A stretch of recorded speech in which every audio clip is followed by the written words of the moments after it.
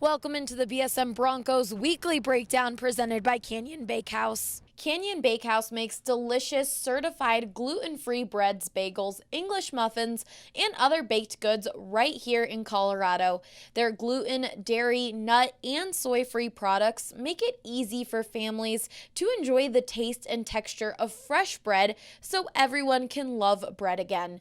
Find them at any major grocery store in the freezer or fresh bread aisle and visit canyonglutenfree.com to grab a coupon.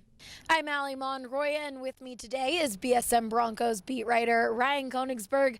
The Denver Broncos are actually playing a football game tonight. Finally. They take on the Oakland Raiders in the Oakland Coliseum tonight at 8:20 p.m. Ryan, the Coliseum has seemed to bring the Broncos some trouble. So what are your keys for the Broncos to come out of this with a win? Yeah, I mean, it's a house of horrors just in the sense that it's a terrible, terrible place to be just ever. But it's also been pretty bad to the Broncos recently. Just weird plays, weird weather. There was like a 99-yard punt return touchdown because the Broncos didn't down the ball properly last year. It seemingly brought out the worst in them over the last couple of years. You had the Talib fight and the injections that came from that. But one thing that I am keeping in mind in regards to that is that those have been late season games in seasons that were pretty lost in a rivalry game where maybe you let the emotions get the best of you. The Broncos should come into this game, first of all, feeling great about their chances this season, like everyone is, and also very focused and prepared for this team. They shouldn't let any of the outside stuff get a hold of them. What are you expecting to see from this Broncos defense, especially with the fact that Oakland does not have wide receiver Antonio Brown anymore?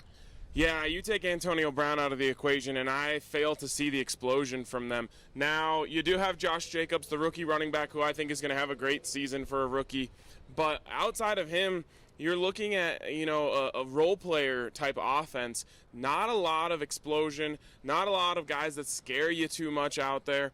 From a Broncos perspective, they're likely not going to have Bryce Callahan out there, which is a bummer for them, but I still expect really big things from this defense. I would be surprised if the Raiders were able to crack into the 20-point territory. Is there a key player you think fans should look out for? All over the place, but the one that I think I'm focusing on the most and I'm expecting to have a really big game is Bradley Chubb. Trent Brown's going to be over there blocking Von Miller. And usually a team has their best offensive lineman on the left side. It's the other way around for these Raiders. That should open things up for Bradley Chubb to really dominate Colton Miller on the other side of that line. He had such a great camp. He's such a great fit in this Fangio defense. I'm really expecting him to just burst on the scene tonight. Do you have a score prediction for tonight? Low scoring. We haven't talked much about the Broncos offense on here, but I have very low expectations for them. Even Rich Scangarello kind of tempered everything. He said, it's more about what you're doing to win. It's not about how many points you score.